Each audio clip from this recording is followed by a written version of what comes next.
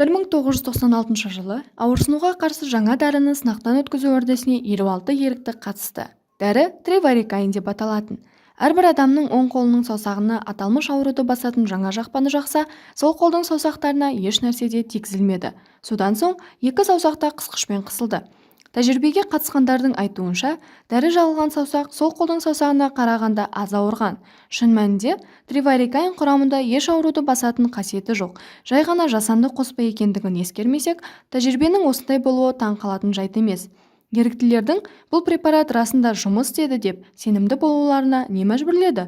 Жауап плацебо әсерінің күшінде жатыр. Яғни еш шипалық, не емдік қасиеті жоқ дәрі-дәрмектердің емделушілер әл-ауқатын айтарлықтай жақсартатын түсініксіз құбылыс. Дәрігерлер жалған дәрі-дәрмектердің күшін 1700 жылдарда анықтағаннан бастап плацебо термині қолданыла бастады. Оларды тиісті дәрі-дәрмектер қолжетімсіз болғанда, немесе кейбір адамдар науқастанды деп ойлаған жағдайларда пайдаланылды. Латын тілінде плацебо сөзі мархабат, өтінемін деген мағынаны білдіреді.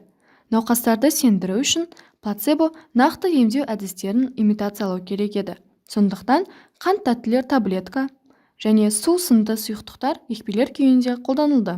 Тіпті жасанды оталар да жасалды. Көп ұзамай дәрігерлер осы тәсілдерді басқа жағдайда да қолдануға болатынын түсінді. Мәселен, клиникалық сынақтарда.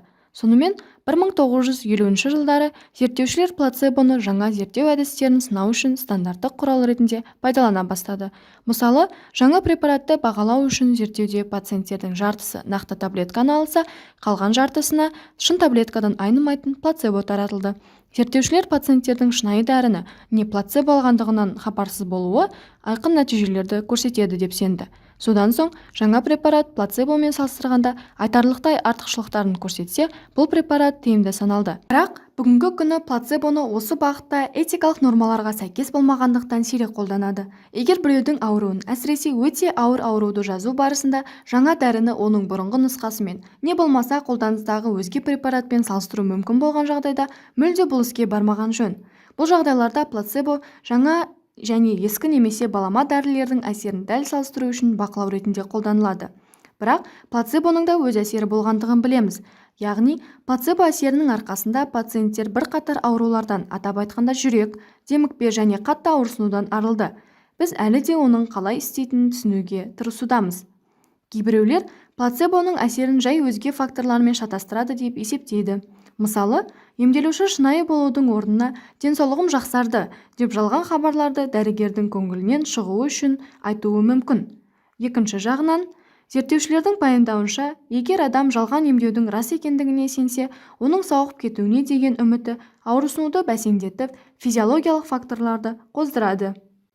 Плацебо қан қысымының, жүрек соғысының жиілігінің өзгеруін және эндорфин сынды ауруды басатын химиялық заттардың бөлінуін қамтамасыз ете алуы мүмкін. Бұл неліктен зерттеу барысында пациенттердің плацебо ыңғайсыздықты бәсеңдеткен жиі айтуын түсіндіре алады. Плацебо кейде тіпті аурудың зиянды әсерін баяулататын адреналин ретінде стресс гормондарының деңгейін төмендетуі мүмкін. Ендігі біз плацебоның таңқаларлық қасиетін атап өтуіміз керек пе? Шын мәнінде бұл міндетті емес. Егер де науқас жалған дәрілерді қабылдай отырып, өз ауруынан айықтым деп сенсе, ол салдары дәлелденген емдеу шаралары мен дәрі-дәрмектерден бас тартуы мүмкін. Оған қоса, плацебоның әсері уақыт өте келе жоғалады, және бұл жиі кездесетін жағдай. Біз адам ағзасының қыр-сырын жақсы білгенімізге қарамастан, әлі де плацебо әсері сияқты кейбір қызықты әрі таңқаларлық жұмбақтар бар. Сонымен тағы қандай ғажайыптарды таба аламыз? Айналамыздағы әлемді зерттеу оңай, және оның ең қызықты деген нысандары біздің көз алдымызда екенін ұмытпағанымыз абзал.